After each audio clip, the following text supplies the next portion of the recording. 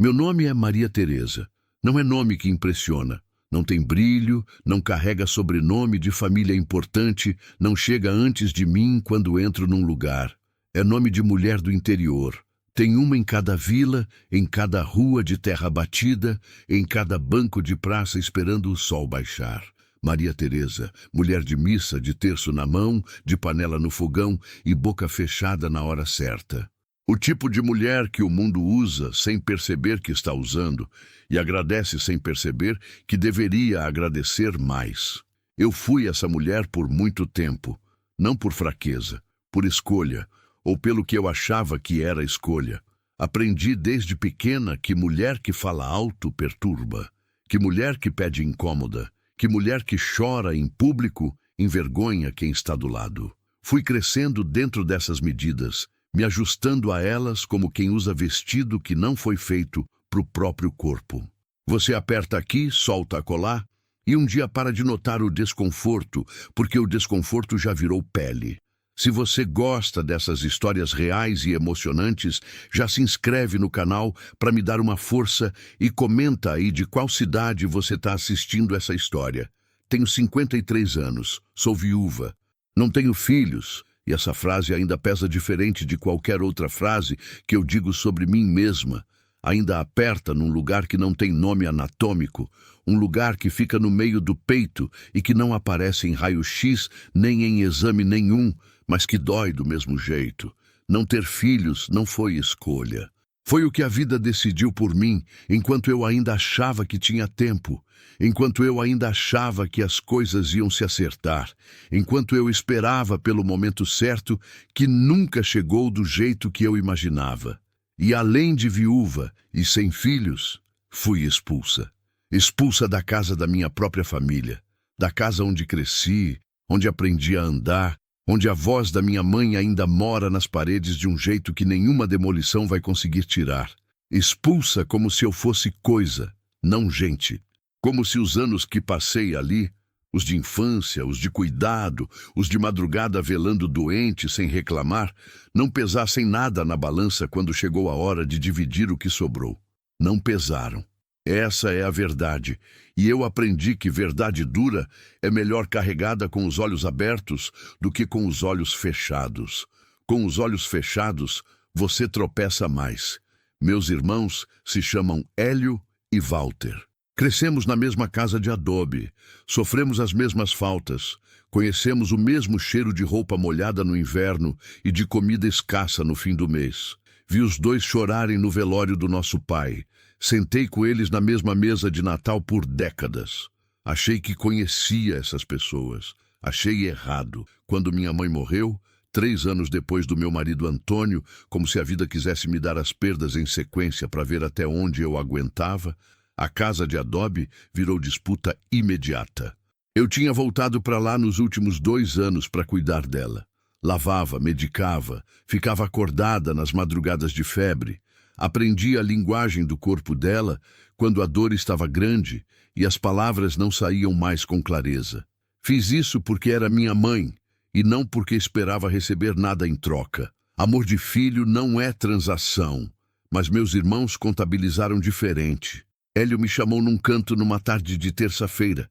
Dia comum, sol de meio da tarde, passarinho cantando lá fora como se o mundo fosse normal. E disse sem rodeio: essa casa vai ser vendida, Teresa. Você tem 1 semana para tirar suas coisas. 1 semana. Fiquei parada olhando para ele por um tempo que não sei medir. Não porque não tinha o que dizer. Tinha um mundo de palavras represadas, coisas que carreguei desde a infância sobre injustiça e silêncio imposto e a estranheza de crescer numa família que te usa, mas não te vê. Mas não disse. Não por fraqueza. Por escolha consciente. Essa sim. Tem briga que não merece sua voz. Tem gente que não merece sua dor exposta. Fui pro quarto. Peguei a mala velha de couro que tinha sido do Antônio. Ainda guardava um cheiro fantasma dele. Ou eu imaginava isso, que é a mesma coisa. Dobrei as roupas com cuidado, porque cuidar das coisas é hábito que não se quebra nem quando tudo está quebrando. Coloquei dentro 2 fotografias. O terço de madeira que minha mãe me deu quando eu tinha 12 anos e um cobertor de lã que ela tinha tricotado antes dos dedos ficarem tesos de artrite. Saí sem olhar para trás, não porque era forte o suficiente para isso, porque sabia que se olhasse ia ver a janela da cozinha onde minha mãe ficava cortando couve no final da tarde, ia ver a mangueira velha no quintal onde aprendi a subir em árvore, ia ver as paredes de adobe que foram o único lugar no mundo onde eu tinha certeza de pertencer. E se visse tudo aquilo, meus pés iam parar e eu ia desmoronar ali mesmo, na soleira da porta, na frente de irmão que não merecia ver meu desmoronamento. Então não olhei. Carreguei a mala até o ponto de ônibus e fui para o único lugar que ainda me restava, o sítio do tio Leonel, meu tio por parte de pai, homem quieto que eu mal conheci pessoalmente, que tinha morrido 2 anos antes sem filhos e sem testamento em ordem. Ninguém queria aquela propriedade, pequena, irregular, numa estrada de barro que na época da chuva virava lamaçal e na seca virava poeira. A casa estava caindo aos pedaços, diziam. A terra era difícil, diziam. Lugar esquecido até por Deus, diziam. Mas era meu, por direito de parente mais próxima que se apresentasse. E mais importante, era o único lugar no mundo onde eu podia estar sem pedir licença para ninguém. Cheguei numa tarde de quarta-feira. Aquela luz de fim de tarde que pinta tudo de amarelo velho, que faz as sombras ficarem longas e as coisas parecerem mais antigas do que são. A estrada de barro tinha marcas de pneu endurecidas pela seca. O portão de ferro enferrujado chiou quando abri. Um chiou comprido como protesto ou aviso, não sei qual dos dois. A casa era pequena e cansada. Cansada é a palavra certa. Não estava destruída, estava esgotada, com aquele ar de coisa que parou de se importar porque ninguém mais se importava com ela. Tinta descascada em placas irregulares, reboco cinza aparecendo por baixo, telhado com telhas quebradas, janela do quarto que não fechava, porta da cozinha que rangia com um esforço que parecia custar caro, assoalho de madeira que cedia em partes, gemendo baixo quando pisado, como se pedisse para não ser pisado, e no terreiro 3 galinhas, só 3, ciscando com aquela solenidade de galinha que não sabe que é pequena, que não sabe que é pouca coisa, que age como se o mundo inteiro fosse responsabilidade e domínio dela. Me olharam brevemente quando entrei, me julgaram inofensiva e voltaram ao trabalho. Entrei na casa. Abri a janela do quarto. Olhei o colchão encostado na parede. Velho, manchado, com aquele odor específico de coisa fechada por tempo demais, levemente mofado. Coloquei a mala do Antônio no canto. Sentei na beira do colchão e fiquei assim, com as mãos no colo, olhando para o terreiro vazio pelas grades da janela aberta. O silêncio do sítio não é silêncio de verdade. É cheio de coisa pequena. O vento nas folhas, o cisco das galinhas, um pássaro longe, a madeira da casa se ajustando ao calor. Mas nenhum desses sons era meu. Nenhum deles eu reconhecia. E tem uma diferença enorme entre solidão num lugar familiar e solidão num lugar estranho. Numa, você está sozinha, mas em casa. Na outra, você está sozinha e perdida ao mesmo tempo. Estava perdida. A primeira noite foi cumprida como poucas que já vivi. Me deitei com a roupa ainda vestida porque a ideia de desdobrar a mala, de tirar as coisas e colocar no lugar, parecia um gesto definitivo demais para aquele momento. Como se arrumar as coisas fosse confirmar que era real, que eu realmente estava ali, naquele colchão mofado, num sítio esquecido, sem filho, sem marido, sem a casa onde cresci, sem os irmãos que eu achava que tinha. Então, não arrumei. Fiquei deitada de lado, olhando pela janela para o terreiro escuro, onde as galinhas já tinham se recolhido para dormir. E o silêncio foi chegando com o peso que só o silêncio da noite no interior tem. E aí eu chorei. Não o choro contido de quem tem orgulho. O choro de quem chegou no limite. Aquele que vem de um lugar fundo, que sacode o ombro, que embaralha a respiração, que não tem forma bonita nem momento certo de parar, porque não obedece a nenhuma vontade. Chorei pelos irmãos que eu pensava que tinha. Chorei pela casa de adobe e pela mangueira do quintal que não eram mais minhas. Chorei pelo Antônio que estava morto fazia anos e que eu sentia falta naquela noite com uma intensidade que me surpreendeu. Saudade não tem prazo de validade. Ninguém avisa isso quando você perde alguém, que um dia qualquer, anos depois, ela volta com toda a força como se não tivesse passado nenhuma semana. Chorei pela dor de não ter filhos, aquela dor sem nome anatômico que fica no meio do peito e que a vida inteira de trabalho e resistência nunca conseguiu completamente preencher. Chorei pela minha mãe, pelo terço de madeira dela no fundo da mala, pelas mãos dela que não existiam mais. Chorei até ficar vazia. E quando a vazio chegou, porque sempre chega, o corpo tem limite mesmo que a dor não tenha, fiquei deitada, ouvindo o silêncio do sítio. A respiração foi ficando mais lenta. Os ombros foram afundando. Lá fora, uma das galinhas fez um murmúrio baixo, daqueles sons que galinha faz quando dorme, mas ainda não está completamente quieta. Um som de coisa viva, pequena, indiferente ao tamanho da minha dor. Por algum motivo, aquilo me fez bem. Não sei explicar direito. Talvez porque era vivo. Talvez porque era rotineiro. A galinha não sabia que minha vida tinha desmoronado e não precisava saber. Ela existia. Murmurava baixo no escuro, e naquela normalidade pequeníssima e alheia havia alguma coisa que me lembrava que o mundo continuava rodando, mesmo quando a gente está convicta de que deveria parar. Fechei os olhos. Não dormi logo, mas fiquei quieta, e às vezes ficar quieta é o começo. Dona Geralda apareceu na manhã seguinte. Eu nem tinha percebido que havia uma casa vizinha. Ficava uns 300 metros pela esquerda, quase escondida por um arvoredo de juremas. Uma mulher miúda, cabelo branco preso num coque simples, vestido de algodão florido, sandália de couro. Carregava uma trouxa no braço e andava no terreno irregular, com a desenvoltura de quem fez aquilo a vida toda. E não pensa mais nos passos. O corpo já decorou o caminho. Parou na entrada do terreiro. Não entrou sem ser convidada. Gente do interior guarda esse código que a cidade foi esquecendo, de que a entrada de um quintal é uma porta, e porta não se atravessa sem permissão. Você é sobrinha do Leonel? Ela perguntou, com aquela voz de pessoa mais velha que já falou muito na vida e aprendeu a não desperdiçar palavra. Sou Maria Teresa. Ela assentiu, como quem confirma informação que já tinha, e entrou. Colocou a trouxa num caixote velho que servia de mesa na varanda e começou a desdobrar sem cerimônia. Pão de forma embrulhado em pano de prato, lata de café moído e um cobertor de lã dobrado em 4, cor de terra seca. O tipo de cobertor que guarda calor de verdade, não de aparência. Não perguntou se eu queria, simplesmente foi colocando. Você tem fogo? Ela perguntou. O fogão é a lenha. Não acendi ainda. Eu acendo. E foi para a cozinha. Sem esperar resposta, sem pedir licença.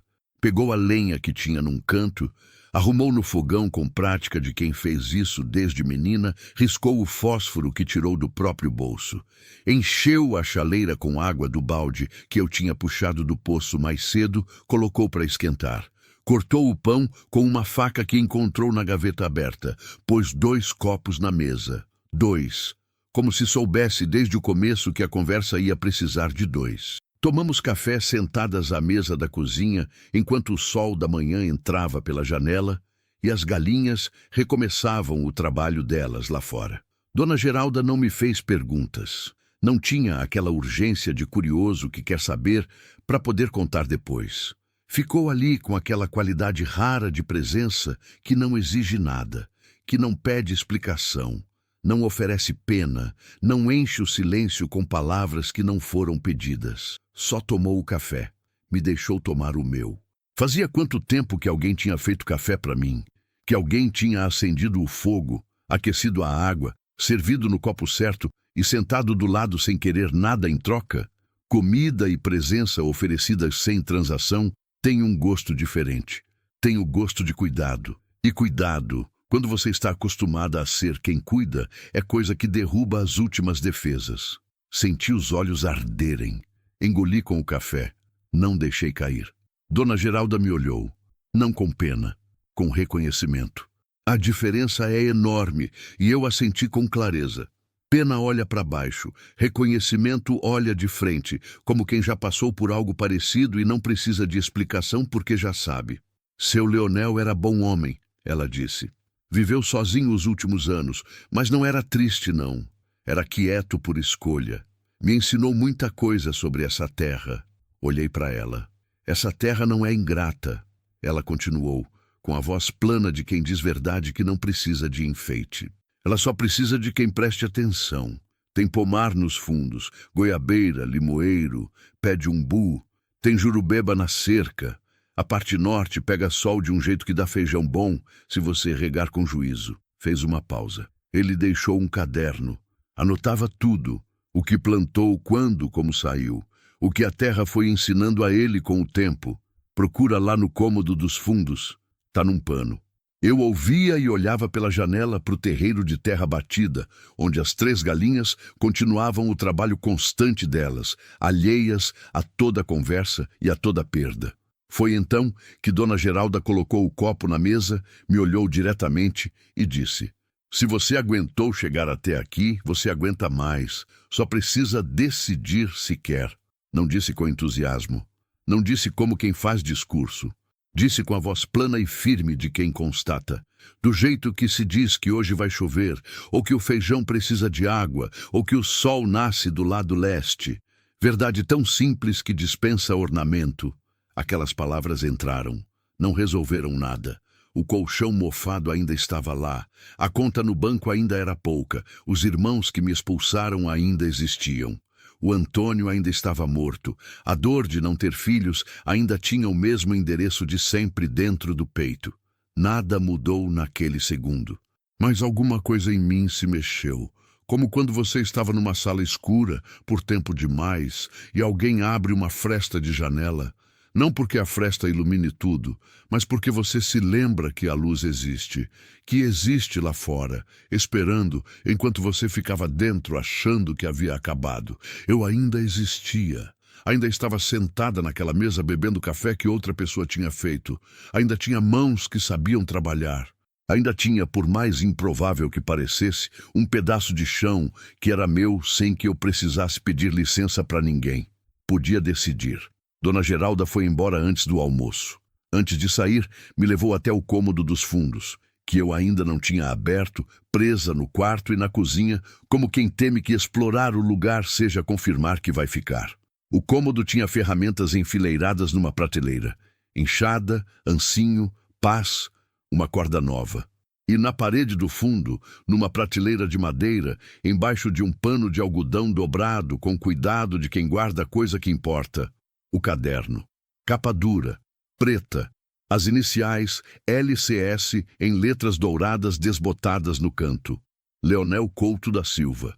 Peguei com as 2 mãos, folheei devagar, letra miúda e regular, traçada por alguém acostumado a anotar com atenção, com paciência, com o respeito de quem sabe que o que está escrevendo pode valer mais tarde do que vale agora. Esquemas de plantio. Registros de colheita, observações sobre o solo e o vento e a quantidade de chuva em cada mês, pequenas anotações à margem, às vezes só meia frase. A goiabeira do lado direito dá mais no começo do mês, esse solo pede descanso em julho. A água do poço fica melhor depois da primeira chuva grande. Anos de aprendizado anotados com cuidado para não se perder. Fechei o caderno e o segurei contra o peito. Meu tio tinha morrido sem conhecer direito, mas tinha me deixado um mapa, não de lugar, de conhecimento, de tudo que a terra foi ensinando a ele enquanto ele prestava atenção. Agora eu ia prestar atenção. Dona Geralda se despediu na entrada do terreiro. Antes de ir, se virou uma última vez. Semana que vem, se você topar, te ensino a fazer geleia. De goiaba primeiro, é a mais fácil, depois de umbu. O seu Zé Antônio na venda compra produto caseiro, conheço ele há anos. Não paga fortuna, mas paga honesto. Olhei para ela, para aquela mulher pequena e branca no sol da manhã, de vestido florido e sandália simples, que tinha entrado na minha vida com pão, café, cobertor e palavras certeiras como se fosse a coisa mais natural do mundo, oferecer tudo isso a uma estranha.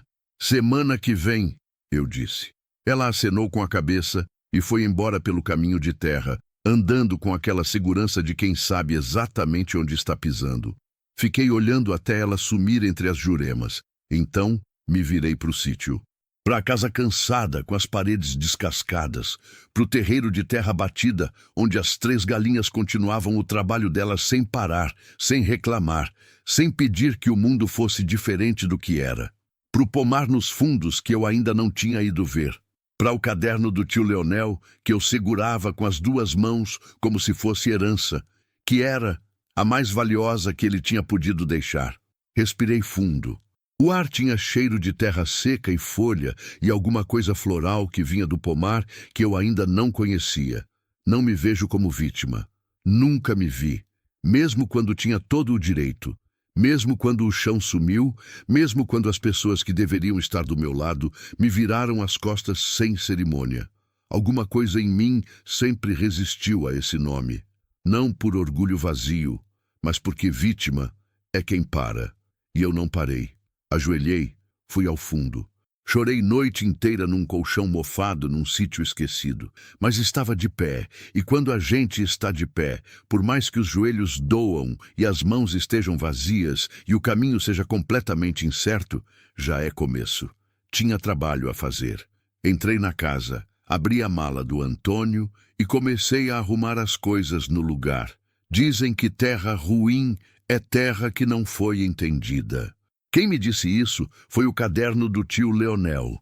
Não com essas palavras exatas, mas com o conjunto delas, lido e relido naqueles primeiros dias em que eu ainda não sabia direito o que fazer com o sítio, com o silêncio, comigo mesma. Ele anotava tudo com uma paciência que eu fui entendendo aos poucos como forma de amor. Amor pela terra, pela rotina, pelo trabalho que não tem plateia, nem aplausos. Só resultado. Essa terra parece seca, mas guarda água fundo, ele escreveu, numa página sem data. Quem olha de fora acha que não presta. Quem fica e escuta descobre o que ela tem. Fiquei, escutei. Não foi fácil, e não foi rápido, e não foi nenhuma das 2 coisas juntas. O sítio tinha o jeito das coisas abandonadas. Não entregava nada de mão beijada, não abria as portas só porque eu tinha chegado com boa intenção. Terra, assim como gente, precisa de tempo para confiar. E eu tinha aprendido a respeitar isso. Os primeiros dias foram de reconhecimento.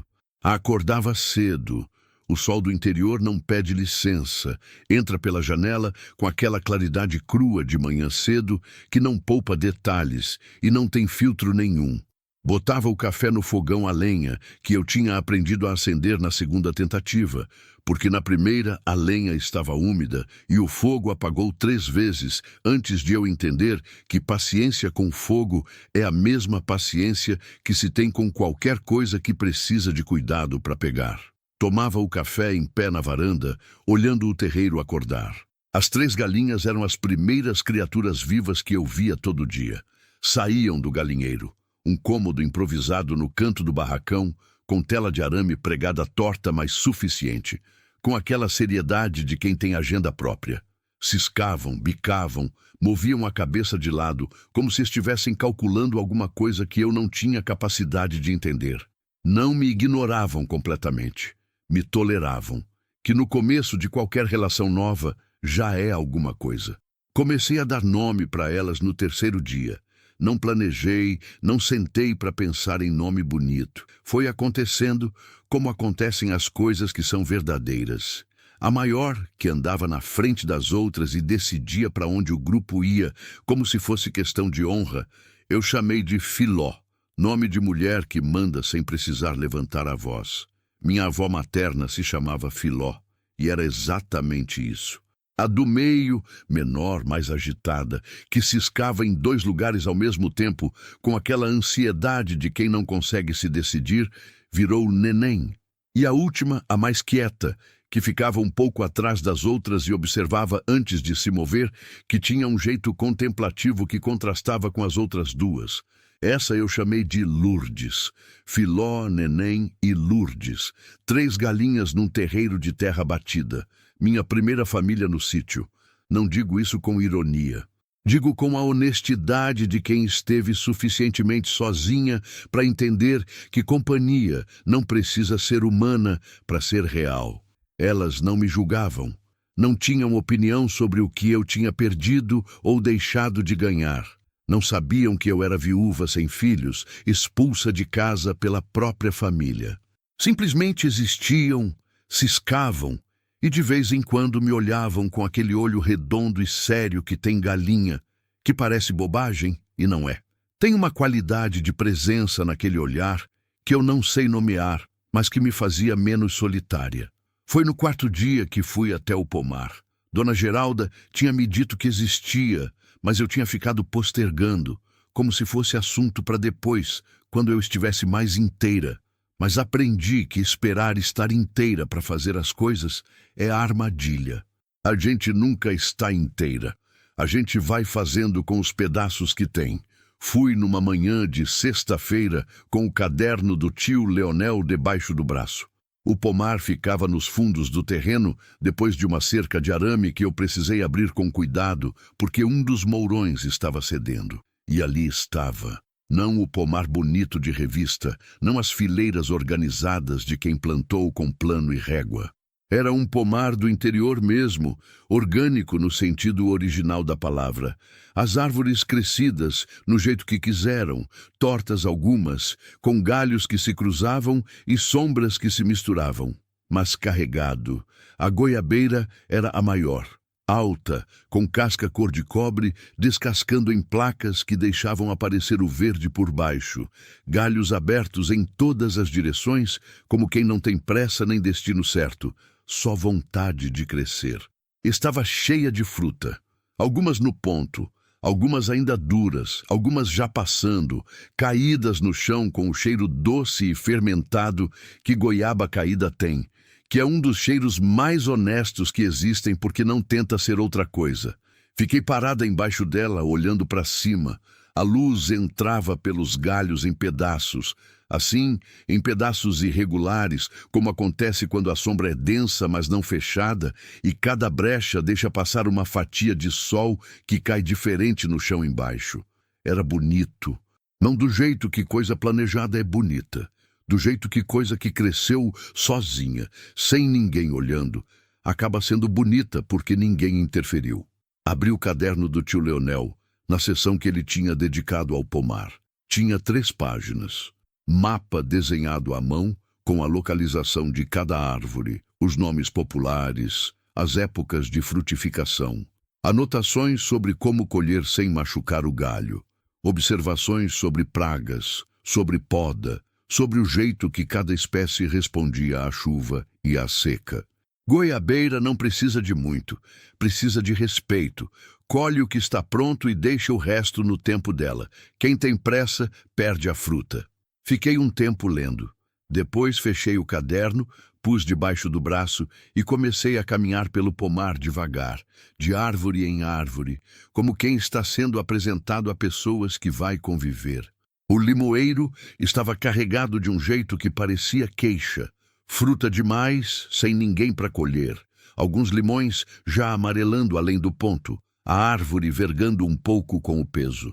O pé de umbu era mais jovem que os outros, ainda se estabelecendo, mas com frutinhas verdes, apontando que em poucas semanas estaria pronto. Tinha também um pé de acerola no canto que o caderno não mencionava. Devia ter nascido depois, uma daquelas plantas que aparecem porque um passarinho deixou semente no lugar certo e a terra decidiu aceitar. Me agachei e peguei uma goiaba do chão. Estava madura, mole, com aquela cor rosada por dentro que aparece quando você abre e que sempre parece mais bonita do que você esperava. Comi ali mesmo, de pé no pomar, com o suco escorrendo pelo queixo, sem nenhuma cerimônia. Era doce, era real, era minha. e alguma coisa dentro de mim que estava apertada desde que eu tinha saído daquela casa de adobe com a mala do Antônio na mão. Alguma coisa que tinha ficado em tensão constante como corda esticada demais. Afrouxou um pouco, só um pouco, mas afrouxou. Dona Geralda voltou na semana seguinte, como tinha prometido. Chegou cedo, com uma sacola de pano que chacoalhava com o barulho de vidro. Potes de boca larga, tampas de metal, o tipo de coisa que mulher que faz conserva guarda com o mesmo cuidado que guarda documento importante. Trouxe também um pacote de açúcar e um limão. Hoje a gente faz geleia de goiaba, ela disse como quem anuncia fato consumado. Passamos a manhã inteira na cozinha. Dona Geralda ensinava fazendo.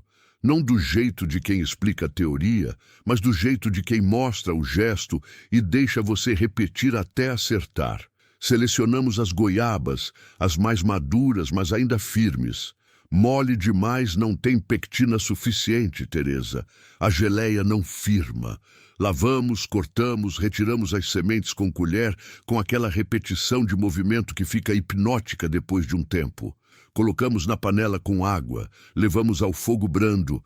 O cheiro que tomou a cozinha naquele momento. Goiaba cozinhando devagar, com o vapor subindo, em voluta fina, adocicado e quente, foi um dos melhores cheiros que eu já senti na vida. Não porque era sofisticado, porque era honesto, porque era exatamente o que era, sem fingir ser outra coisa. Ela me ensinou a testar o ponto com o truque da colher. Quando a geleia cai em fio lento e se dobra no final, está pronto. Me ensinou a esterilizar os potes no vapor, a tampar ainda quente, a virar de cabeça para baixo para fazer vácuo. Fiz tudo anotando no caderno do tio Leonel, nas páginas em branco do final que ele tinha deixado, como se soubesse que alguém ia precisar delas um dia. Saíram 5 potes da primeira vez, 5 potes de geleia de goiaba, amarelo-rosados, com aquela transparência de âmbar que boa geleia tem quando você ergue para o sol. Os tampei com cuidado, passei um pano seco por cada um, e os enfileirei na bancada da cozinha. Olhei para eles por um tempo longo. 5 potes, feitos das frutas do meu pomar, com as mãos que sempre souberam trabalhar, na cozinha de um sítio que estava deixando de ser estranho e começando a ser meu. Era pouco, mas era meu do jeito mais verdadeiro que coisa pode ser. Feito, não herdado. Construído, não recebido. E agora? Eu perguntei para Dona Geralda. Agora você leva para o seu Zé Antônio. O venda do seu Zé Antônio ficava na entrada do vilarejo, a uns 4 quilômetros do sítio pela estrada de barro. Fui a pé, porque não tinha outro jeito. Carreguei os 5 potes numa sacola de pano, com cuidado de quem carrega coisa frágil. E era frágil, não só o vidro. Era a primeira vez, desde que tinha chegado ao sítio, que eu estava fazendo algo que podia resultar em alguma coisa. E quando a gente está naquele estado de começo frágil, antes de qualquer resultado confirmar que valeu, cada passo carrega o peso de tudo que pode dar errado. Fui pensando nisso durante o caminho, pensando que podia chegar lá e seu Zé Antônio olhar para mim como quem olha para a criança com desenho na mão, esperando elogio que não vai vir, pensando que podia não querer comprar ou oferecer um preço que fosse humilhação, ou simplesmente não me conhecer e não me dar crédito. Pensando em tudo que podia dar errado, porque quando você está frágil, a cabeça é um lugar que não tem bondade com você. Mas fui, porque Antônio me ensinou isso antes de morrer, não com palavras, com o exemplo de toda uma vida. Que medo não é motivo para não ir. Medo é o peso que você carrega indo, diferença fundamental. A venda era o tipo de estabelecimento que existe em cada interior do Brasil e que é 20 coisas ao mesmo tempo. Armazém, açougue, farmácia improvisada, ponto de encontro, arquivo vivo de tudo que acontece no vilarejo. Seu Zé Antônio era homem de uns 60 e poucos anos, barriga generosa, cabelo branco, avental de listras que provavelmente tinha cor original, mas já fazia tempo que essa informação não era mais recuperável. Quando entrei, ele estava atrás do balcão conferindo nota fiscal com óculos no nariz. Levantou o olhar. Bom dia, eu disse. Sou Maria Teresa, sobrinha do Leonel. Herdei o sítio dele. Ele tirou os óculos. Me olhou com aquela avaliação rápida de homem do interior, que não é mal educação, é cultura. Você olha a pessoa inteira porque a pessoa inteira é informação. Sabia que tinha parente que ia aparecer, ele disse. Leonel falava de sobrinha às vezes. Bem-vinda. E coloquei a sacola no balcão. Tirei os 5 potes com cuidado, um por um, e os enfileirei na madeira gasta do balcão.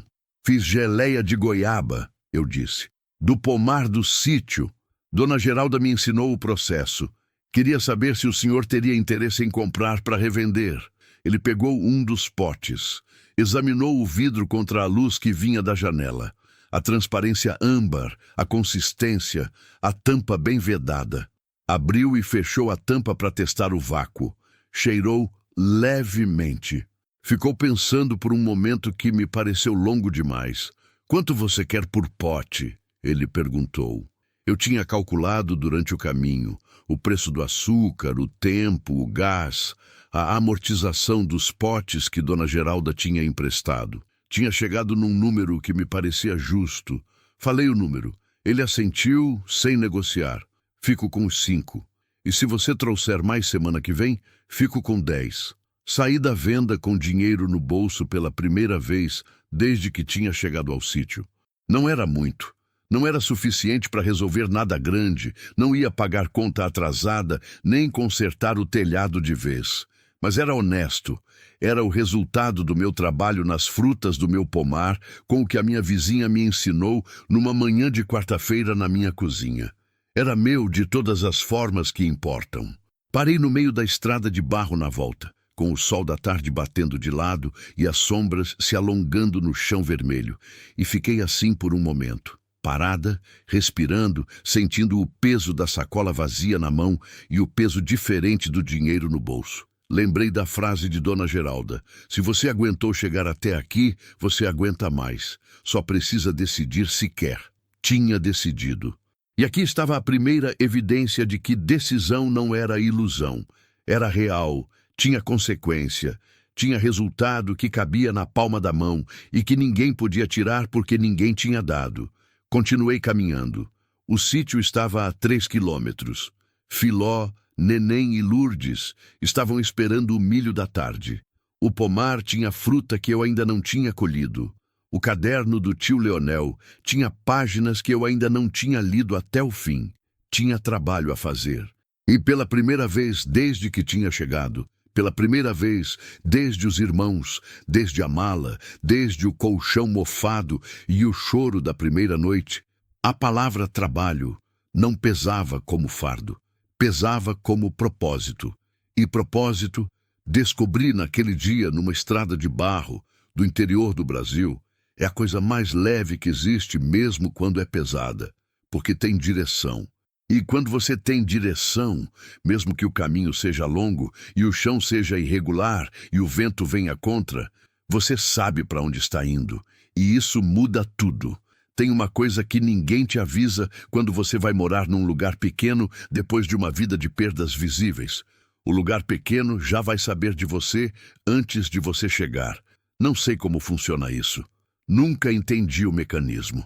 Mas é lei do interior. A notícia caminha mais rápido que a pessoa, chega antes, se instala, e quando você aparece, já existe uma versão sua circulando que você nunca autorizou e que raramente tem muito a ver com quem você é de verdade. Essa versão é feita de fragmentos, um pedaço de verdade, 2 de suposição, 3 de julgamento embrulhado em forma de compaixão. E ela anda de boca em boca com a naturalidade de coisa que pertence a todo mundo, exceto a pessoa que é o assunto. Fui descobrindo a minha versão aos poucos. A primeira vez foi na venda do seu Zé Antônio, na segunda semana, quando fui entregar os 10 potes que ele tinha encomendado. Havia 2 mulheres no balcão quando entrei. Não as conhecia, mas elas claramente me conheciam. Porque o tipo de silêncio que se instalou quando abri a porta não era silêncio de quem não tem nada a esconder. Era silêncio de quem estava falando de mim até 2 segundos antes. Cumprimentei. Elas responderam com aquele sorriso que não é sorriso. É uma forma organizada de não ser grossa sem ser gentil. Fiz meu negócio com seu Zé Antônio, que me tratou bem e me pagou honesto como da primeira vez. E saí. Na estrada, ouvi um fragmento. Não queria ouvir, mas o vento traz o que quer no interior. E as paredes da venda eram finas. Aquela que ficou com o sítio do Leonel. Dizem que a família botou ela para fora. E depois, mais baixo, mas não baixo o suficiente. Viúva, sem filho, sem nada, coitada. Continuei caminhando, coitada. Essa palavra me seguiu pela estrada de barro como se tivesse pernas. É uma palavra interessante, coitada. Parece bondade, parece compaixão, e às vezes é. Mas tem uma versão dela que não é nenhuma das duas. É uma forma de organizar as pessoas no mundo, de colocar cada uma no lugar que o grupo decidiu que é dela. Coitada, diz. Essa aqui está abaixo. Essa aqui precisa de pena. Essa aqui não é par. É caso. E quando você vira caso, você para de ser gente e vira a história que os outros contam. Eu não queria ser história de ninguém, mas não podia controlar o que diziam. Só podia controlar o que fazia.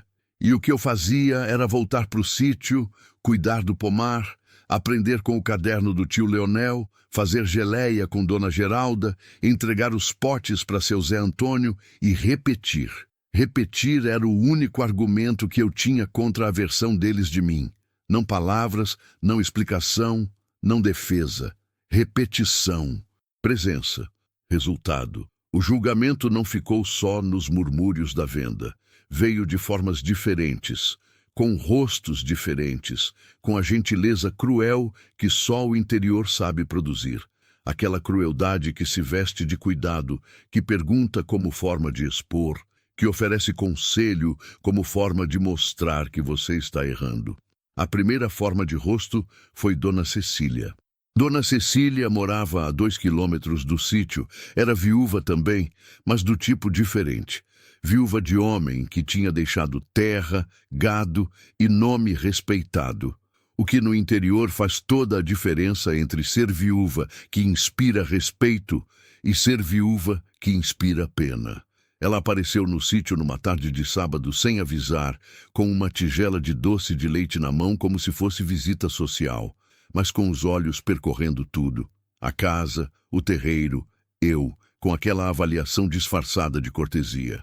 Maria Teresa, ela disse com aquele tom de quem usa nome completo como forma de manter distância. Soube que você está tentando tocar o sítio sozinha. Tentando. Palavra escolhida com precisão. Estou tocando, eu disse. Sem agressividade, sem necessidade de provar nada.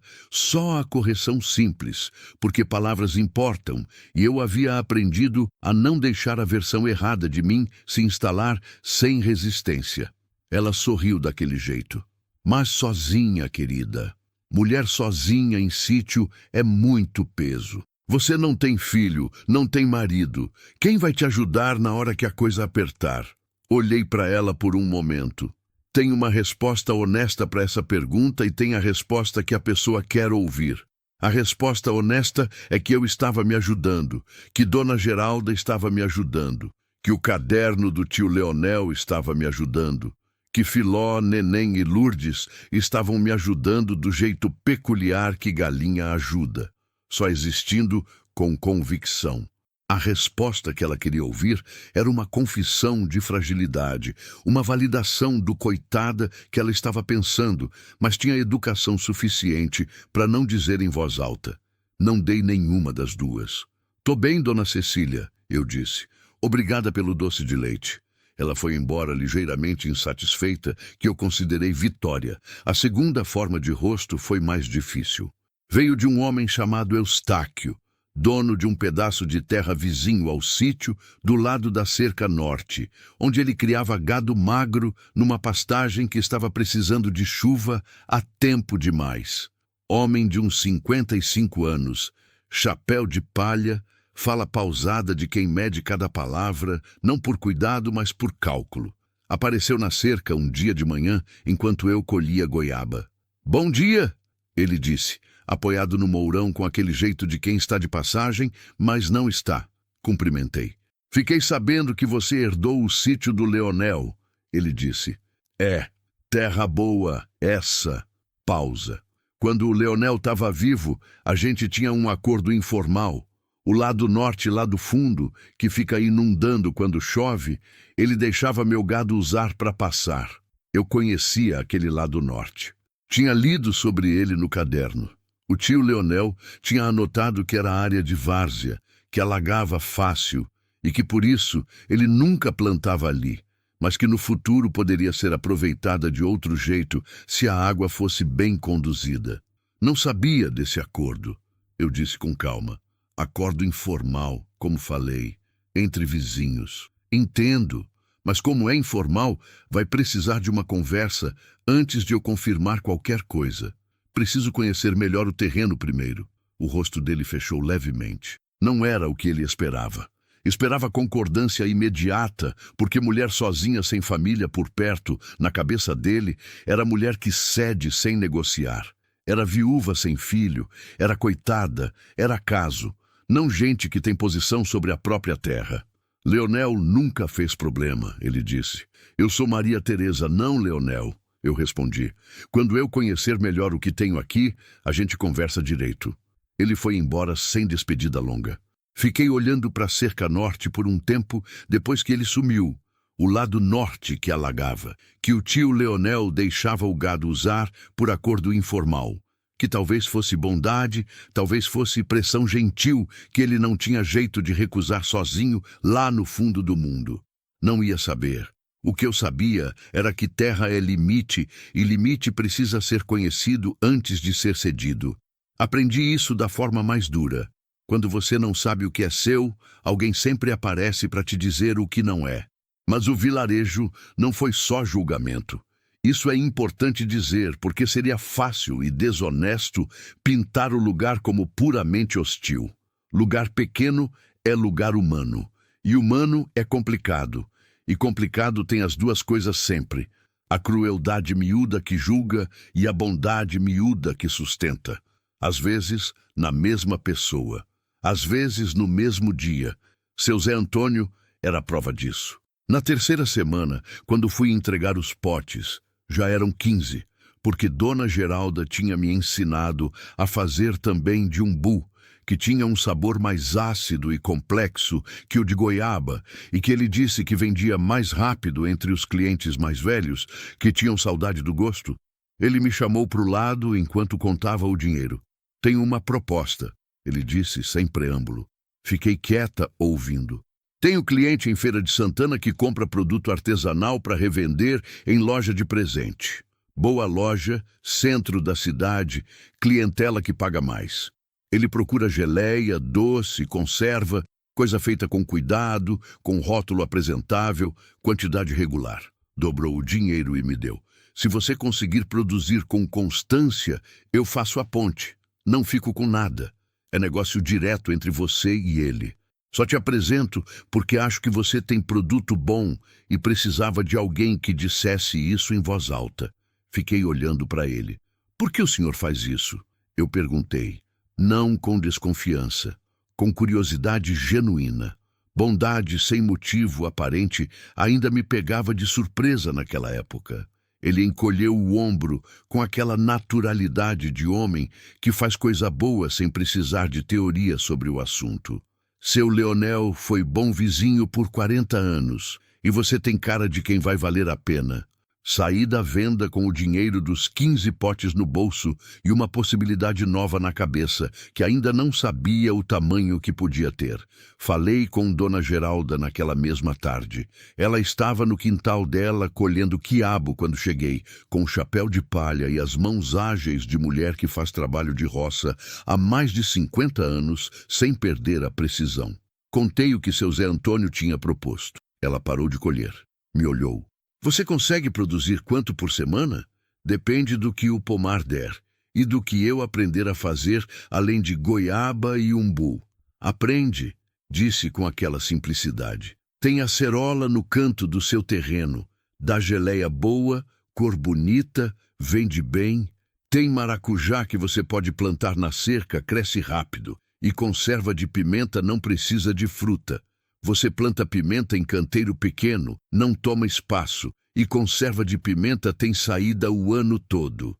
Tirou um quiabo maduro do pé com um estalo seco. O problema não é o que o sítio tem, é o que você ainda não sabe que ele tem. Essa frase ficou comigo. O problema não é o que o sítio tem, é o que você ainda não sabe que ele tem. Era verdade de um jeito que ia além do sítio.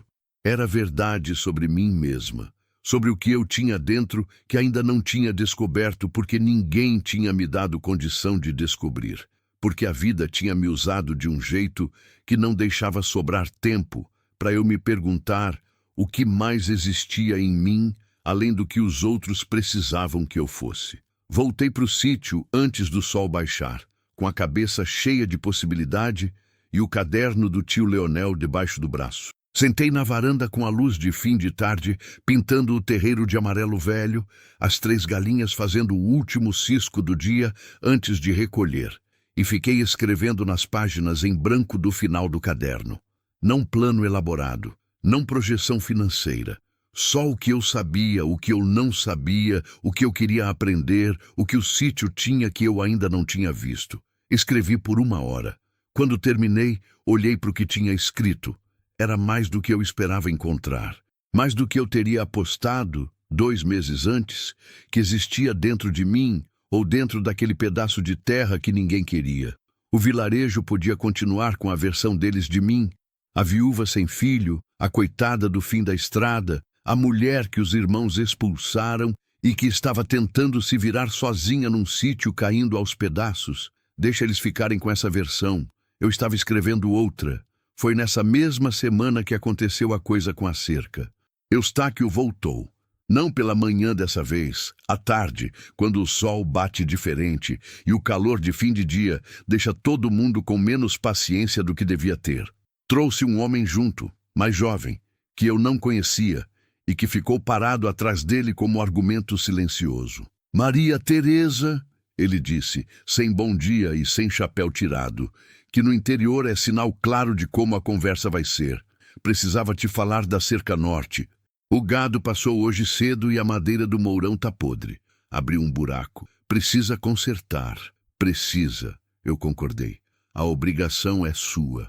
É seu lado. Olhei para ele. Depois para o homem atrás. Depois de volta para ele. Vou verificar de qual lado está o mourão podre antes de decidir de quem é a obrigação. Eu disse, cerca de divisa é responsabilidade dos 2 lados. Se for mourão meu, eu conserto. Se for mourão seu, o senhor conserta. Se for os 2, divide. Silêncio.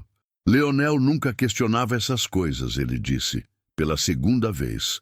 E eu notei que Leonel tinha virado argumento frequente nas conversas dele, usado sempre que ele não conseguia o que queria de mim pela via direta. Eu já disse, eu falei, com a mesma voz calma da primeira vez, porque calma não é fraqueza, calma é escolha, e eu tinha escolhido ela com cuidado. Eu sou Maria Teresa. Quando eu verificar o mourão, a gente conversa. Ele foi embora com um homem jovem, sem dizer mais nada. Fui até a cerca norte no dia seguinte, com o caderno e uma vara de medir que tinha achado no barracão. O mourão podre era dele. Claramente, visivelmente, sem margem para interpretação. Estava do lado de lá da linha de divisa, com a madeira apodrecida na base, cedendo para dentro do meu terreno, com o peso que não era mais capaz de sustentar. Não fui até ele dizer isso. Mandei recado por seu Zé Antônio, que era o ponto de encontro natural de qualquer informação no vilarejo. Disse que tinha verificado a cerca, que o mourão era de responsabilidade do vizinho e que estava à disposição para conversar quando ele quisesse tratar do assunto formalmente. Eustáquio consertou a cerca 1 semana depois. Não me disse nada, não mandou recado. Só consertou, que era o que precisava ser feito, e a ausência de comentário era, naquelas circunstâncias, a forma mais honesta de reconhecimento que ele era capaz de oferecer. Aceitei. No fim daquele mês, fui ao vilarejo a pé como sempre, com os potes na sacola de pano, com o sol da manhã ainda ameno, Mas dessa vez, quando entrei na venda, as duas mulheres que tinham ficado em silêncio na minha primeira visita estavam lá de novo. E dessa vez, uma delas, a mais nova, de avental azul com bordado na barra, me olhou diretamente e disse: "Você é a que faz a geleia, né? Comprei um pote de goiaba semana passada. Muito boa." Parei. "Sou eu", disse. "Minha menina queria saber se você faz de acerola. Ela gosta mais de coisa ácida."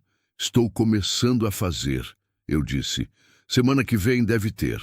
Ela acenou com a cabeça e voltou ao que estava fazendo. Era pouco. Era uma frase, uma pergunta sobre geleia de acerola, coisa menor que não muda o mundo nem reescreve o que tinham falado de mim nas semanas anteriores. Mas era diferente de coitada. Era diferente de viúva sem filho. Era diferente de aqui tentando se virar sozinha. Era, pela primeira vez naquele vilarejo, alguém me vendo pelo que eu fazia, não pelo que eu havia perdido. Saí da venda devagar, com a sacola mais leve e alguma coisa mais leve também por dentro, que não era felicidade exatamente. Era algo anterior à felicidade, algo mais fundamental. Era a sensação de estar me tornando real naquele lugar, de deixar de ser versão e começar a ser pessoa. O sol estava alto quando peguei a estrada de volta. Filó, Neném e Lourdes estavam me esperando para o milho da tarde. O pomar tinha a acerola quase no ponto. O caderno do tio Leonel tinha uma página que eu ainda não tinha lido sobre como preparar a terra para plantio de pimenta. Tinha trabalho a fazer. E o vilarejo, com todo o seu julgamento, com toda a sua curiosidade, com toda a bondade improvisada que aparecia nas brechas, o vilarejo estava começando lentamente a me ver.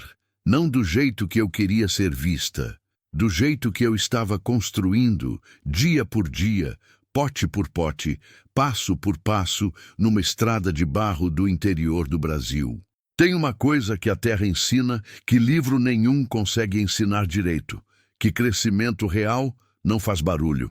Aprendi isso no 4º mês no sítio, numa manhã em que fui até o canteiro de pimenta que tinha plantado seguindo as instruções do caderno do tio Leonel. Solo preparado com esterco curtido, espaçamento de 40 centímetros entre as mudas, irrigação leve de manhã cedo, e encontrei as primeiras flores. Pequenas, brancas, discretas. Não tinha como saber quando tinham aparecido. Não tinha como dizer se tinha sido durante a noite ou no dia anterior, enquanto eu estava cuidando de outra coisa. Estavam simplesmente lá, como se sempre tivessem estado, esperando só que alguém prestasse atenção. Fiquei agachada na frente do canteiro por um tempo que não sei medir, pensando que era assim que as coisas boas chegavam, na minha experiência. Não com anúncio, não com barulho, não com o drama que a gente fica esperando, porque o sofrimento chegou com tanto barulho que a gente passa a achar que é o barulho que avisa que algo importante está acontecendo. Mas não é. O sofrimento faz barulho. O crescimento não. O crescimento aparece numa manhã comum, num canteiro de pimenta, em flores brancas pequenas que você quase passa sem ver. O negócio com o comprador de Feira de Santana levou 3 semanas para se concretizar. Seu Zé Antônio fez a apresentação por telefone primeiro. Me chamou na venda uma tarde e me pôs para falar com um homem, que se chamava Rivaldo, dono de uma loja que ele descreveu como artesanato e produto regional de qualidade no centro da cidade. Rivaldo tinha a voz de quem faz negócio o dia inteiro e aprendeu a medir o interlocutor pelas primeiras frases, então eu falei com cuidado, não com subserviência, com clareza. Disse o que produzia, como produzia, a regularidade que conseguia garantir naquele momento e a que poderia garantir em 3 meses se a produção se expandisse conforme o planejado. Ele ficou quieto por um segundo depois que terminei de falar. "Você já vendeu para a loja antes?" ele perguntou. "Não, mas sei o que tenho e sei o que posso entregar." Outro silêncio. Depois, "Vou precisar de amostra primeiro. Manda pelo Zé Antônio. 3 sabores, 2 potes de cada. Se o produto for o que você descreveu, a gente fecha. Mandei goiaba, umbu e acerola. A acerola tinha saído melhor do que eu esperava na segunda vez que fiz. Cor viva, sabor equilibrado entre o ácido e o doce, consistência firme. Dona Geralda tinha me ensinado um detalhe que fazia diferença. Uma rodela fina de limão cozinhando junto, que não aparecia no produto final, mas deixava um fundo de sabor que você não conseguia identificar, mas que fazia a geleia parecer mais completa. Rivaldo ligou para seu Zé Antônio 4 dias depois. Estava interessado. Queria quantidade mínima de 30 potes por quinzena, mix de sabores, com rótulo apresentável. Não precisava ser coisa cara, precisava ser coisa limpa, com nome do produto, ingredientes e nome da produtora. Nome da produtora. Fiquei com essa frase na cabeça quando seu Zé Antônio me contou. Nome da produtora. Eu, Maria Teresa, que tinha chegado àquele sítio com uma mala velha e 3 galinhas por companhia, e sem certeza nenhuma sobre o dia seguinte, era agora produtora com nome em rótulo. Não chorei, mas foi perto. O rótulo foi problema que eu não tinha previsto. Não tinha computador, não tinha impressora, não tinha ninguém no sítio que soubesse fazer esse tipo de coisa. Tinha o vilarejo, que tinha a escola municipal, que tinha uma professora chamada Dalva, que eu tinha visto uma vez na venda, e que seu Zé Antônio disse que entendia de computador mais do que qualquer pessoa do lugar. Fui até a escola numa manhã de quinta-feira. Dalva era mulher de uns 40 anos, cabelo preso com lápis espetado, óculos de armação vermelha que ela usava empurrado no nariz como se fosse ornamento e não necessidade. Me recebeu na sala de informática que tinha 3 computadores velhos, mas funcionando, e quando expliquei o que precisava, ela se inclinou sobre o teclado com aquele prazer específico de quem gosta genuinamente do que faz. Você tem nome para o produto? Ela perguntou. Não tinha pensado nisso. Fiquei olhando para a tela por um momento. Sítio Leonel, eu disse. Veio natural, sem esforço, como nome que já existia e estava esperando ser dito. Era a homenagem justa. Era a terra dele, o caderno dele, o conhecimento dele que estava na base de tudo. Dalva digitou. Testou 2 fontes, me mostrou as 2, perguntou minha opinião com aquela seriedade de quem considera a opinião do outro assunto real. Escolhemos juntas, letra mais simples, mais limpa, com um pequeno desenho de galho de goiabeira que ela encontrou num banco de imagens gratuito e que ficou exato, como se tivesse sido feito para aquilo. Sítio Leonel. Geleias artesanais. Feito com fruta, com cuidado e com tempo. Essa última parte foi minha. Dalva perguntou se eu queria alguma frase. Eu disse aquela, ela digitou e os 2 ficamos olhando para a tela por um segundo. Gostei, ela disse. Eu também. Ela imprimiu 30 rótulos naquela tarde. Cortou com régua e estilete com uma precisão que eu admirei em silêncio. Recusou o pagamento. Disse que era tarefa de nada, 15 minutos de trabalho, e que se um dia eu tivesse geleia de umbu sobrando, ela trocava por um pote. Fechamos o negócio assim. Voltei para o sítio com os 30 rótulos dobrados com cuidado na bolsa, e naquela noite sentei na mesa da cozinha e colei cada um nos potes com a capricho de quem sabe que detalhe não é detalhe. É sinal do quanto você respeita o que faz. A entrega para Rivaldo foi 15 dias depois. Seu Zé Antônio arranjou carona com um caminhoneiro que passava por Feira de Santana toda quinzena, levando produto de outros pequenos produtores da região. Disse que era rede que existia há anos e que eu podia usar enquanto a produção não fosse grande o suficiente para justificar frete próprio. Mandei 32 potes, 2 a mais do combinado, porque a goiabeira tinha dado especialmente bem naquela semana e desperdiçar fruta madura era coisa que eu não conseguia fazer. Rivaldo pagou em dia. Transferência bancária. Eu tinha aberto conta numa cooperativa de crédito da cidade vizinha, porque ter dinheiro sem conta é ter dinheiro sem proteção, e eu tinha aprendido o quanto custa não proteger o que é seu. Com o primeiro pagamento de Rivaldo, somado ao que seu Zé Antônio me pagava pelas vendas na venda, eu tinha dinheiro suficiente para 2 coisas que eu tinha postergado por falta de recurso. A primeira era o telhado. O telhado estava gemendo desde que cheguei, com 3 telhas quebradas no lado leste que na chuva viravam um problema sério. Eu tinha aprendido isso na primeira pancada de chuva do 2º mês, quando acordei de madrugada com goteira no quarto e passei o resto da noite com balde estrategicamente posicionado, acordada, ouvindo o pim-pim-pim da água caindo no fundo do balde com aquele ritmo que parece zombaria. Contratei um homem do vilarejo chamado Benedito, que consertava telhado e outras coisas, desde que eu não sabia quando, e que veio com o filho mais novo numa manhã de segunda-feira e trabalhou até o meio da tarde sem parar, exceto para tomar café. Cobrou um preço que era justo sem ser barato, que era o tipo de preço que eu conseguia respeitar. Quando alguém cobra barato demais, ou está se diminuindo, ou está me diminuindo. E não gosto de nenhuma das duas opções. Quando Benedito foi embora e eu olhei para o telhado reparado, com as telhas novas no lugar certo e a linha do teto recuperada, fiz uma coisa que não esperava fazer. Fui até o barracão, me sentei num caixote e fiquei olhando para o nada por uns 10 minutos. Não de tristeza, de uma coisa que eu estava aprendendo a reconhecer naquele período e que demorei para nomear porque não estava acostumada a sentir. Era satisfação. Satisfação simples, sem barulho, sem testemunha. Do tipo que não precisa de mais nada além de si mesma. O telhado estava consertado porque eu tinha trabalhado para que estivesse. Causa e consequência direta, sem mediador, sem favor, sem dependência de ninguém que pudesse um dia usar isso como argumento sobre mim.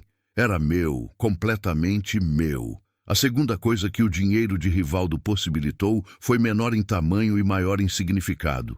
Comprei mais 6 galinhas. Escolhi no galinheiro de uma mulher do vilarejo chamada Quitéria, que criava as suas com aquele cuidado de quem considera o animal parceiro de trabalho, não produto. Eram novas, saudáveis, com aquela energia inquieta de galinha que ainda está descobrindo o mundo. Trouxe as 6 numa caixa de madeira com furos, a pé, pela estrada de barro, balançando levemente com o movimento. Quando abri a caixa no terreiro, Filó foi verificar imediatamente. Andou em volta das novas com aquela solenidade de rainha, inspecionando o corte.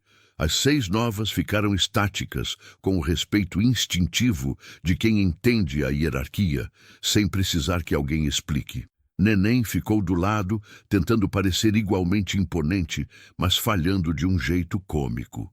Lourdes observou tudo de longe, com sua habitual reserva contemplativa. Fiquei na varanda assistindo aquela negociação de território de galinha, com um sorriso que não planejei. 9 galinhas agora, mais ovos. Mais possibilidade de vender ovos caipiras para seu Zé Antônio, que tinha me dito que cliente da cidade comprava bem. Mais companhia no terreiro de manhã, que não é coisa pequena quando você mora sozinha e o silêncio às vezes tem peso. Dona Geralda notou a mudança antes de eu nomear.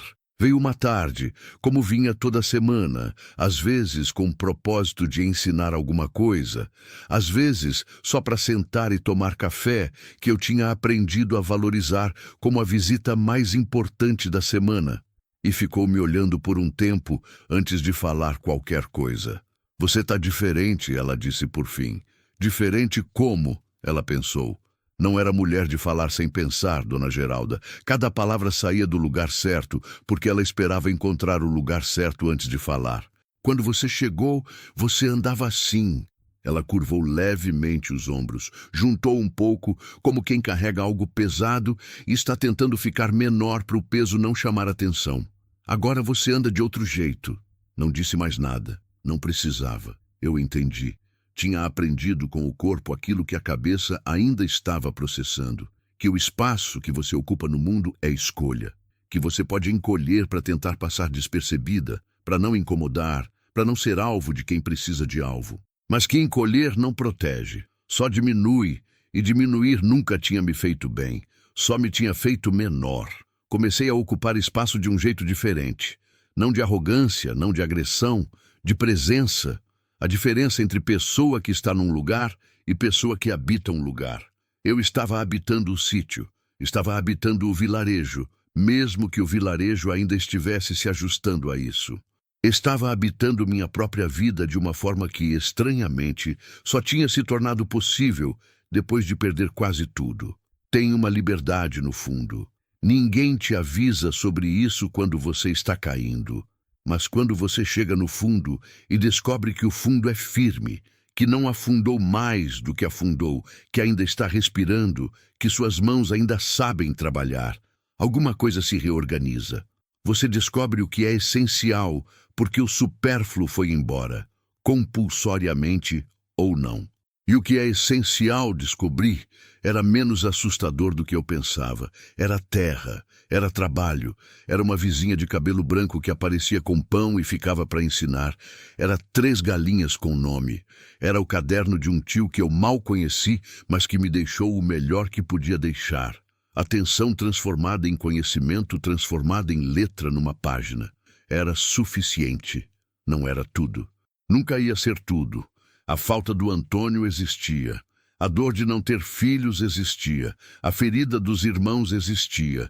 E nenhuma geleia de goiaba e nenhum telhado consertado faz essas coisas desaparecer. Não é assim que dor funciona. Dor não desaparece. Se transforma, vai perdendo o fio cortante, vai ficando opaca com o tempo, mas fica. Você aprende a carregar sem que ela carregue você. Essa é a diferença. E é enorme. Foi no 5º mês que Rivaldo ligou com uma proposta que eu não esperava. Não ligou para seu Zé Antônio dessa vez. Ligou no celular que eu tinha comprado. Coisa simples, só para comunicação, mas que representava mais um passo de existir no mundo, de forma que os outros pudessem me alcançar quando precisassem. Maria Teresa, ele disse, com aquela voz de negócio que eu já tinha aprendido a ler, tem uma feira de produto artesanal regional em Feira de Santana no mês que vem. 2 dias, sábado e domingo, espaço para pequenos produtores. Você toparia montar uma bancada? Fiquei quieta. Feira, 2 dias fora do sítio, bancada com meu nome, meu produto, meu rótulo. Conversando com estranhos que não saberiam que eu era a viúva sem filho que os irmãos tinham botado para fora, que não teriam versão nenhuma de mim antes de me ver, que me veriam pelo que estava na frente deles, pelo produto na bancada, pelo jeito que eu falava do que fazia. Quanto custa o espaço? Eu perguntei. Ele falou o valor. Era administrável com o que eu tinha guardado. Tem transporte incluso? Não. Mas posso te ajudar a achar carona com outros produtores que vão de cá. Fiquei pensando. Não no sentido de hesitar, no sentido de organizar. Calcular quantidade de produto para 2 dias, embalagem extra como transportar sem quebrar, o que levar além de geleia, conserva de pimenta que tinha saído bem, alguns potes de doce de umbu em calda que Dona Geralda tinha me ensinado na semana anterior. Eu topo, eu disse. Rivaldo fez um som de satisfação contida, que era o equivalente dele a entusiasmo. Manda os detalhes por mensagem. Você vai bem, Maria Teresa. Desliguei. Fiquei parada no meio da cozinha com o celular na mão. Fui até a janela que dava para o terreiro. As 9 galinhas estavam no cisco da tarde. Filó na frente, como sempre, as outras em volta, como satélites com agenda própria, mas que orbitavam aquela autoridade natural sem questionar. O sol estava de lado, a sombra da goiabeira se alongando no chão vermelho, o pomar nos fundos, respirando aquele verde que eu tinha aprendido a ler como sinal de saúde. Meu tio Leonel tinha vivido a vida inteira naquele sítio, sozinho, anotando o que a terra ensinava, sem nunca ter chegado mais longe do que o vilarejo. Tinha sido feliz, pelo que Dona Geralda me dizia. Tinha encontrado o suficiente naquele pedaço de mundo. Eu estava encontrando o suficiente também. Mas estava também, pela primeira vez em muito tempo, indo além. Não além de qualquer coisa negativa.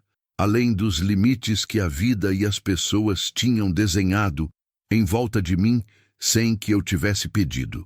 Além da versão que o vilarejo tinha de mim. Além da mulher que os irmãos tinham descartado. Além da viúva sem filho, sem família, sem nada.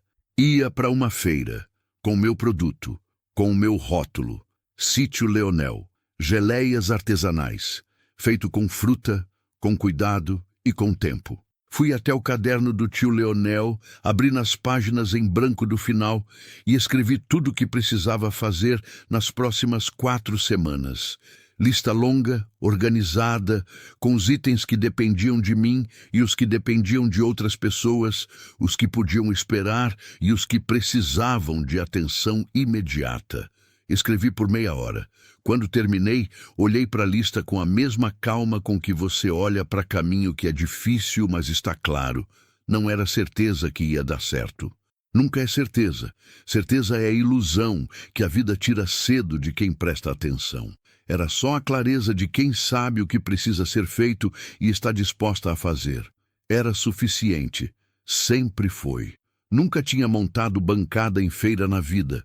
Sabia fazer geleia. Sabia colher fruta, sabia acender fogão a lenha, esterilizar pote, colar rótulo com capricho. Sabia negociar com seu Zé Antônio e responder a Rivaldo com voz firme pelo telefone. Mas montar bancada em feira, dispor produto de um jeito que convidasse, que contasse história antes de qualquer palavra, que fizesse a pessoa parar em vez de passar, isso eu não sabia. Fui aprender. 4 dias antes da feira, fui até a escola procurar Dalva. Não para rótulo dessa vez, para conselho de quem enxerga o mundo com um olho diferente do meu. Dalva me ouviu com a atenção dela de professora, que é a atenção de quem foi treinada para entender o que a pessoa está tentando dizer antes do que ela está dizendo de fato. Quando terminei de explicar, ela ficou quieta por um momento, olhando para o teto com aquele jeito dela de pensar com o corpo inteiro. Você tem que contar de onde vem, ela disse por fim. Como assim? O produto, a pessoa que vai comprar em feira de artesanal não está comprando só geleia, compra história. Quer saber de onde vem, quem fez, o que significa? Ela se inclinou para frente. Você tem história boa, Maria Teresa. Sítio herdado de tio, caderno de ensinamentos, aprendizado com vizinha, produto feito com fruta do próprio pomar. Isso não é qualquer coisa. Isso é o que as pessoas procuram quando vão a esse tipo de feira. Coisa que tem alma. Você precisa mostrar a alma. Fiquei pensando. Como se mostra a alma em bancada? Ela sorriu. Com honestidade. Não com cartaz bonito, nem com discurso ensaiado. Com a verdade do que você fez e de como fez. Voltei para o sítio com aquilo na cabeça. Passei os 2 dias seguintes preparando. O produto estava pronto. 48 potes no total. Número que tinha calculado com Dona Geralda, considerando o que o pomar tinha dado e o que as 6 horas de trabalho dos últimos 3 dias tinham produzido. Goiaba, acerola, umbu e a novidade que eu tinha ensaiado 2 vezes antes de considerar pronta. Geleia de maracujá com gengibre, receita que o caderno do tio Leonel mencionava em fragmento e que eu tinha completado por intuição e tentativa, errando na primeira vez. Doce demais, o gengibre sumiu. E acertando na segunda, quando o equilíbrio apareceu naquele ponto que você reconhece sem conseguir explicar, que é quando para de ser mistura e vira coisa. Além dos potes, levava doce de umbu em calda em 5 vidros maiores e 8 potes de conserva de pimenta vermelha que tinha ficado linda. A cor densa e viva dentro do azeite, as pimentas inteiras preservadas com suas formas perfeitas, o alho e as ervas visíveis no fundo como detalhe que não precisava ser anunciado, mas que mostrava cuidado. A embalagem foi a parte que me deu mais trabalho. Não tinha caixote, não tinha toalha de linho, não tinha nenhuma daquelas coisas que se vê em foto de feira artesanal. Tinha uma caixa de madeira velha que tinha sido do barracão do tio Leonel, fundo rascunhado pelo tempo, madeira escurecida pelos anos, cheiro de coisa guardada por muito tempo. Limpei com pano úmido, deixei secar. Forrei o fundo com uma toalha de algodão branca que tinha sido da minha mãe e que eu tinha guardado na mala junto com o terço e as fotografias. Coisa que eu não pretendia usar para nada específico, mas que não conseguia deixar para trás. A caixa de madeira velha, com a toalha branca da minha mãe por baixo dos potes, com o rótulo do sítio Leonel. Não era sofisticado, era honesto. E honestidade aprendi com Dona Geralda e com o caderno do tio Leonel, e com cada manhã naquele sítio é o único material de construção que não apodrece. A carona foi com um casal de produtores de mel, seu Raimundo e Dona Nair, de um sítio a 6 quilômetros do meu, que iam para a feira com 12 caixas de mel e uma disposição de madrugada que me impressionou. Saímos às 4 da manhã numa caminhonete que cheirava a cera e a borracha e a café de garrafa térmica que Dona Nair tinha trazido e que partilhou sem oferecer, simplesmente enchendo os copos como quem serve família. Fui no banco traseiro, entre as caixas de mel e a minha caixa de madeira, olhando o interior passar pela janela na escuridão que vai clareando aos poucos. Primeiro uma tinta azulada no horizonte, depois o laranja que não é ainda vermelho, depois o sol rompendo de uma vez com aquela violência gentil que o amanhecer do interior tem. Ninguém falou muito. A estrada falava por nós. O barulho do asfalto, o vento pela fresta da janela, o motor da caminhonete que seu Raimundo tratava com o respeito de quem sabe que tem que durar. Cidade entrou pelos olhos como coisa que eu tinha esquecido que existia. Não era cidade grande, Feira de Santana é cidade de interior com pretensões, como dizem os que moram lá com um misto de orgulho e ironia. Mas depois de meses num sítio onde o maior movimento humano era seu Zé Antônio, recebendo entrega às terças, a quantidade de carro, de gente, de prédio, de placa, de barulho simultâneo me chegou de uma vez como coisa que precisa de ajuste. Fiquei quieta no banco traseiro respirando. O espaço da feira era num galpão coberto num bairro que seu Raimundo conhecia, estacionou com precisão de quem já foi antes. Quando saímos, já tinha gente montando bancada. Variedade de produto que me surpreendeu na amplitude. Cerâmica, couro trabalhado, tecido de tear, queijo artesanal coberto com pano úmido, cachaça artesanal em garrafas com rótulo desenhado à mão, doce em caixinha de madeira. Todo aquele mundo de coisa feita por mão humana, com tempo e intenção, reunido num galpão de chão de cimento às 5 da manhã de um sábado. Encontrei meu espaço, número 13, informação que recebi de Rivaldo por mensagem e que achei que ia me fazer rir se eu fosse pessoa de superstição, que não sou. Pequena bancada de madeira, 2 metros de comprimento, fundo de parede branca, um pouco suja de feira passada. Comecei a montar. A caixa de madeira velha no centro, elevada por 2 tijolos que tinha trazido embrulhados em jornal por sugestão de Dalva.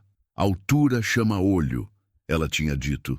Os potes arrumados em volta, não em fileira militar, mas em agrupamento orgânico, como frutas num pomar, cada um no ângulo que mostrava melhor o rótulo e a cor do conteúdo através do vidro. A conserva de pimenta na frente, pela cor, vermelho vivo dentro do azeite dourado, é coisa que para o olho antes da pessoa decidir parar. Coloquei na frente da caixa de madeira um pedaço de papel cartão que Dalva tinha me ajudado a escrever. Não era placa profissional, era carta. Letra de mão, a dela, que era mais legível que a minha, com o texto que eu tinha ditado. Sítio Leonel fica numa estrada de barro do interior da Bahia. Estas geleias foram feitas com frutas do pomar que meu tio cultivou por 40 anos. Aprendi com ele pelo caderno que deixou e